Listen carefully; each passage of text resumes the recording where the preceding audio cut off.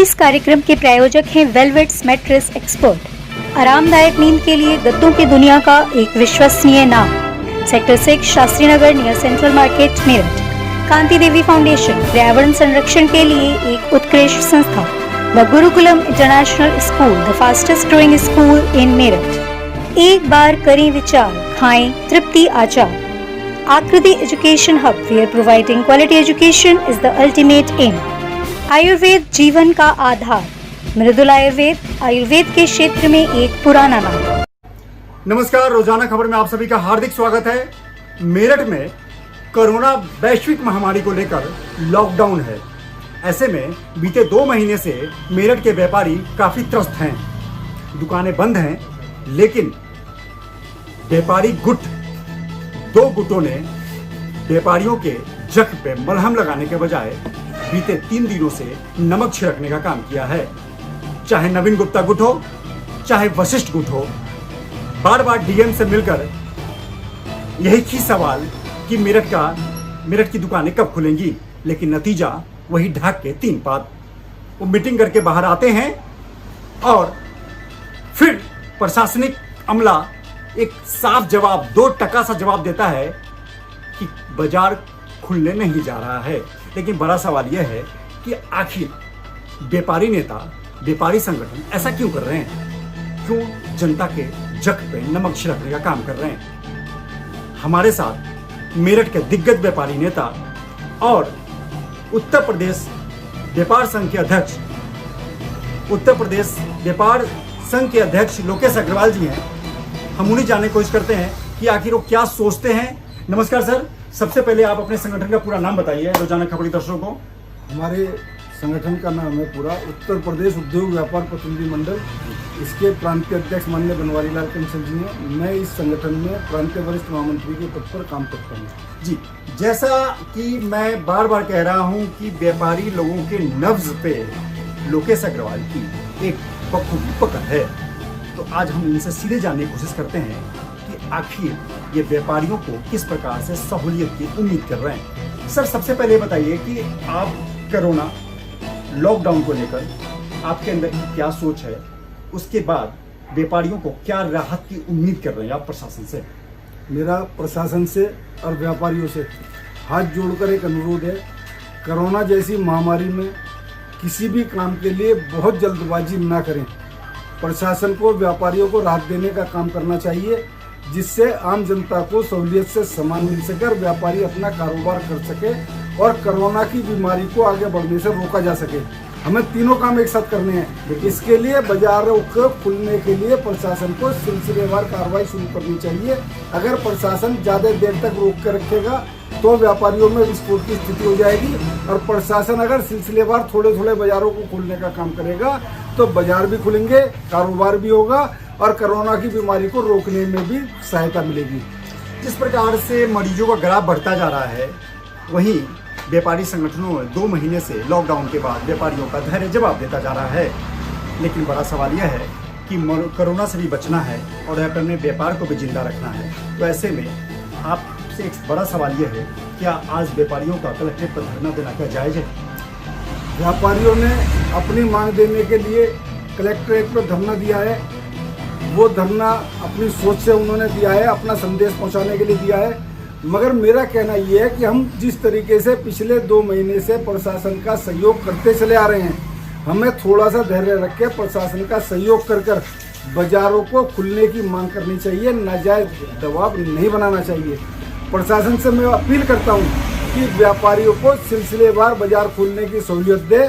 उसी सहूलियत से आम जनता को अपने बाजारों से सामान मिल पाएगा और व्यापारी बर्बाद होने से बच जाएगा, जिससे अपना कारोबार आगे बढ़ा सके। बिल्कुल, मैं एक चीज में जोड़ना चाहता हूं कि अभी लॉकडाउन में राशन का व्यापार और दूध और डेयरी का व्यापार फल फूल रहा है।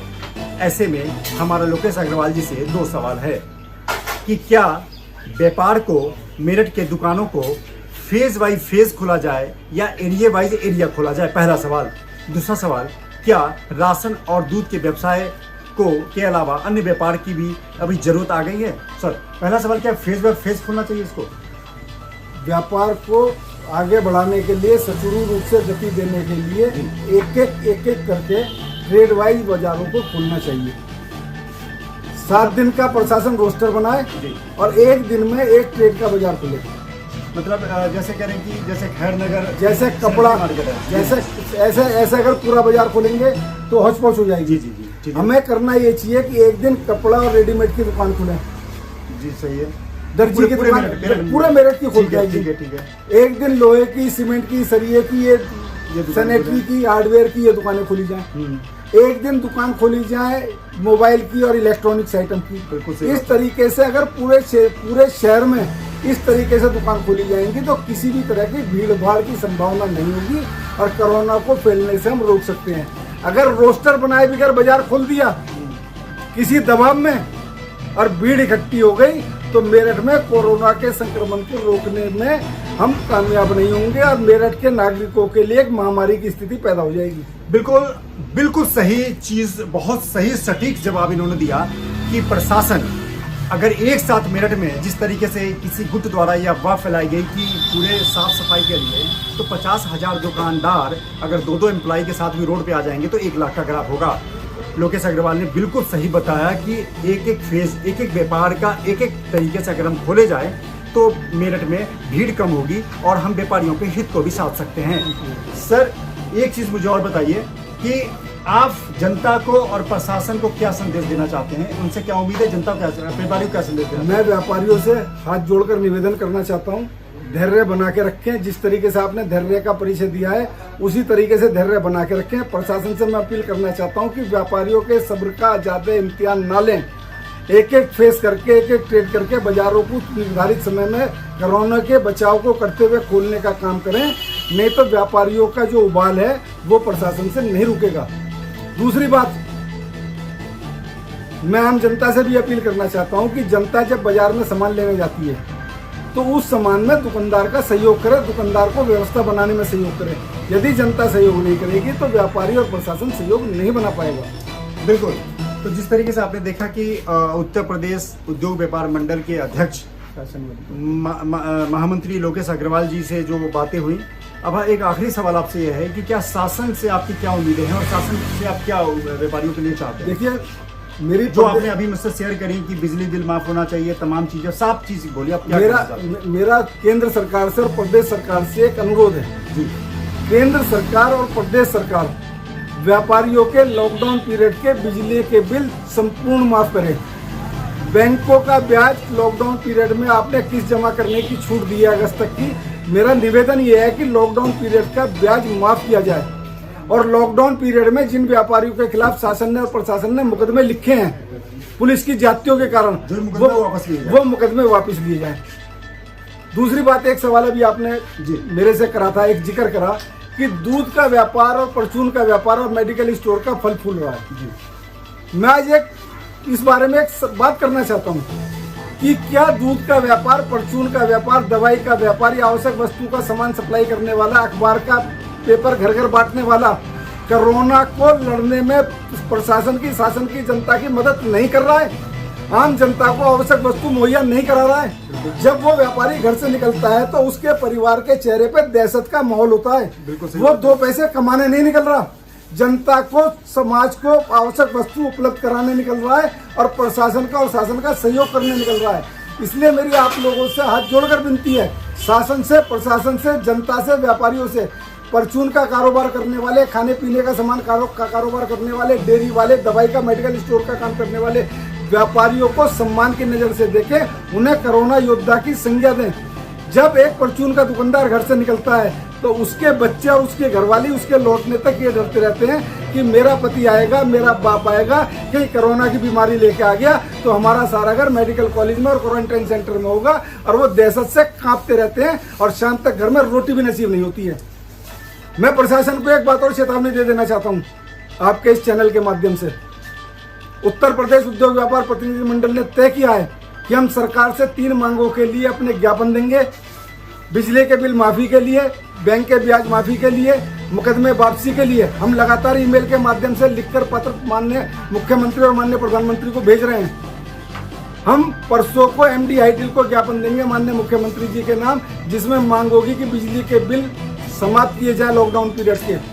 हम सांकेतिक भूख हड़ताल करेंगे अगर सरकार ने हमारी मांग नहीं मानी, लॉकडाउन में माननीय प्रधानमंत्री जी ने, माननीय मुख्यमंत्री जी ने हर वर्ग को कुछ ना कुछ दिया है, मगर उत्तर प्रदेश के व्यापारियों को अगर कुछ नहीं दिया गया तो ये व्यापारी तबाह और बर्बाद हो जाएगा। हम इसी देश के नागरिक हैं, इसी सरकार के साथ हम काम करते हैं। बिल्कुल।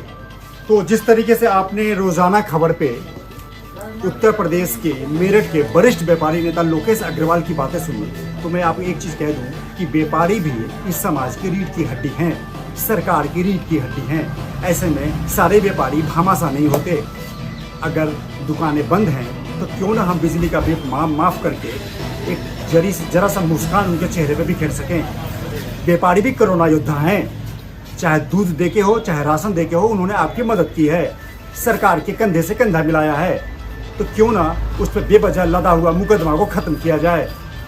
तो तमाम चीज़ों को लेकर लोकेश अग्रवाल ने जो प्रशासन और योगी सरकार से मांग की है, मोदी सरकार से जो मांग की है, उस पर अमल करने की जरूरत है और आपको और हमको साथ मिलकर काम करने की जरूरत है। योगी सरकार के प्रतिनिधि इस अगर न्यूज़ को देख रहे हैं तो इन बातों पर गंभीरता से मनन करें। रोजाना खबर को देखते रहिए, चैनल को सब्सक्राइब कीजिए और हमें बताइए कि ये कार्यक्रम आपको कैसा लगा। नमस्कार।